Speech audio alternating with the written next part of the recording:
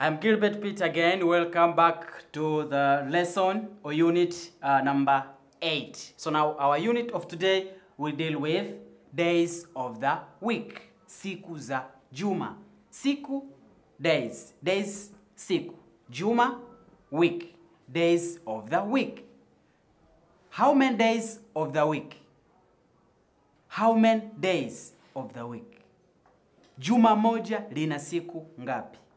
One week has how many days? Juma moja lina siku saba. One week has 7 days. One week has 7 days. Juma moja lina siku saba. So what are those days? Juma tatu. Juma tatu. Juma tatu. Monday. Juma tatu. That means Monday. Juma nne. Juma nne. Tuesday. Monday we say Juma tatu. Tuesday, Juma nne. How do we say Wednesday? We say Juma tano. Juma tano. We have Juma tatu, Juma nne, Juma tano. And how do we say Thursday? Thursday. Tunasema Alhamisi. Alhamisi. Al-ha-misi. Thursday. Now Friday we say Ijumaa.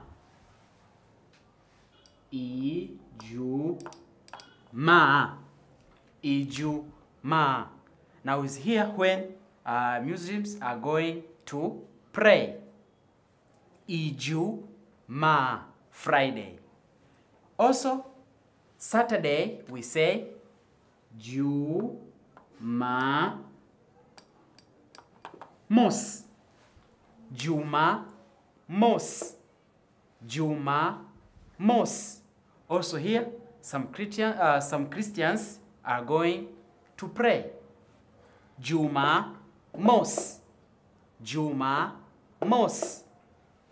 Also the last day is Juma pili. Sunday. Juma pili.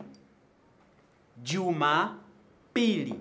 Also here, some Christians are going to pray. So now we have 7 days in a week.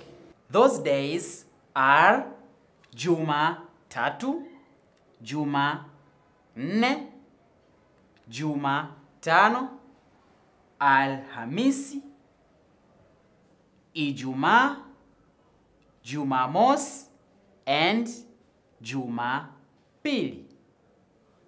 Thank you. Welcome again. The next unit. Goodbye. Kwaheri.